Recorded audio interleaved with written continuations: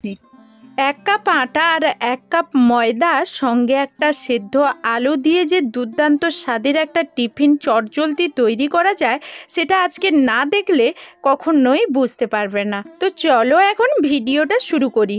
রেসিপিটা তৈরি করার জন্য প্রথমেই আমি নিয়ে নিচ্ছি এক কাপ আটা আর এক কাপ ময়দা। তোমরা তোমাদের পরিমাণ বুঝে তৈরি করে নেবে। আমি যেহেতু এখানে অল্প করছি তাই অল্প পরিমাণ নিচ্ছি। তোমরা বাড়িয়ে নিলে সবগুলো উপকরণই বাড়িয়ে নেবে। আটা আর ময়দাটাকে খুব ভালোভাবে আমি মিক্সড করে নিচ্ছি। এখানে আমি আটা ময়দা দুটো দিয়ে করছি, তোমরা চাইলে কিন্তু যে কোনো একটা দিয়েও করতে পারো। এখন আমি এরকম একটা গ্রেটার নিয়েছি আর একটা সেদ্ধ আলু এইভাবে গ্রেট করে দিচ্ছি। তো আলুটাকে গ্রেট করে দিলে কি হয়, অনেক সময় আমাদের আলুর মধ্যে অনেক শক্ত থাকে, সেই শক্তটা কিন্তু এখানে বড় দানা হয়ে থাকবে না, গ্রেটারে খুব সুন্দরভাবে গ্রেট হয়ে যাবে। এখন আলুটাকে খুব ভালোভাবে আমি গ্রেট করে নিয়েছি। স্বাদ মতো লবণ আর স্বাদের ব্যালেন্স ঠিক রাখার জন্য অল্প একটু চিনি আর দিয়ে দিচ্ছি একটু লঙ্কা গুঁড়ো, একটু জিরে গুঁড়ো, এখানে দিয়ে দিচ্ছি ধনে গুঁড়ো। সবগুলো উপকরণ দেওয়া হয়ে গেলে এখন আমি কিছুটা ধনেপাতা এখানে অ্যাড করলাম।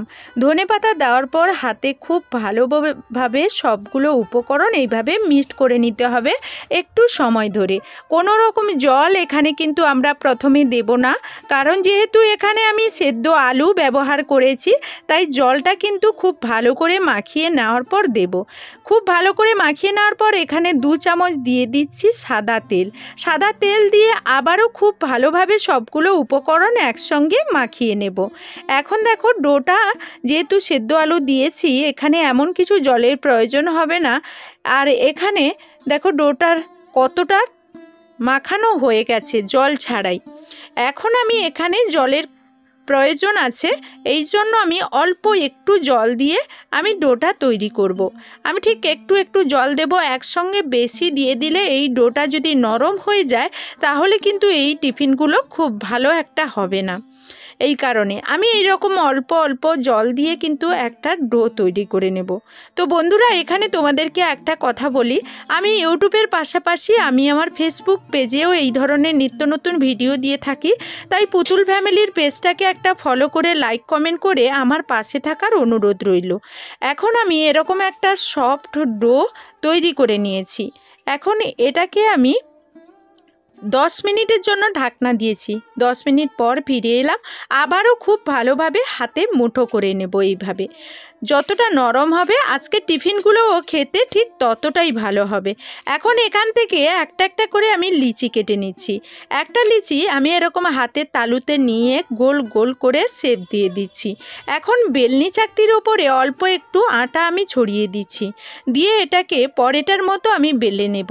তো এখানে যেহেতু সেদ্ধ আলু দিয়ে এই মিশ্রণটা মাখানো হয়েছে আর ডোটা একটু শক্ত আছে, তার জন্য কিন্তু এমন কিছু আটার প্রয়োজন হবে না।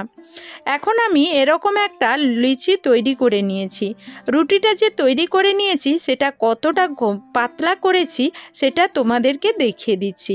এই রুটিটা কিন্তু একেবারে পাতলা হবে না, আবার একেবারে মোটাও হবে না, এই রকম পুরোতে আমি রেখেছি। এই রকম করে সবগুলোই আমি বেলে নিয়েছি। অন্য সাইডে আমি একটা কড়াই কিন্তু বসিয়ে রেখেছিলাম। কড়াইটা গরম হয়ে যেতে একটা রুটি আমি দিয়ে অপর পিঠ উল্টে দিলাম। আবার অপর পিঠ উল্টে দিয়ে এই রকম উল্টে পাল্টে খুব ভালো করে শুকনো খোলাইতে ভেজে নেব। তারপর অল্প একটু তেল ছড়িয়ে এই রুটিটাকে কিন্তু এইভাবে ভেজে নেব। তো এখানে কিন্তু এই পরোটাটা তৈরি করার জন্য এমন কিছু তেলেরও প্রয়োজন হবে না। যখন হাতে একেবারেই সময় থাকবে না, অল্প সময়ের মধ্যে এই রুটিগুলো কিন্তু তৈরি করে নিতে পারবে ব্রেকফাস্টের জন্য কিংবা রাতের ডিনারের জন্য। আচ্ছা, এখানে আমি একটা কথা বলি, আমার ইউটিউবের সকল বন্ধুদেরকে অসংখ্য অসংখ্য ধন্যবাদ আর অসংখ্য ভালোবাসা, কারণ তাদের এতটা সাপোর্ট ভালোবাসা আমাকে এত দূর এগিয়ে নিয়ে এসছে। আমি চাইবো পরবর্তী দিনে আরও যেন তাদের কাছ থেকে অনেক অনেক ভালোবাসা পাই, এইটুকু অনুরোধ রাখবো। তো এইভাবে দেখো আমি সবগুলো রুটি তৈরি করে নিয়েছি আর রুটিগুলো কতটা নরম তুলতুলে হয়েছে দেখো। এখন এটাকে একটু কেটে দেখাচ্ছি। ভীষণই নরম তুলতুলে আর সফট হয়। এটা কিন্তু মুখে দিলেই আর একটা খেলে কিছুতেই মন ভরবে না। এখনকার মতো বিদায়।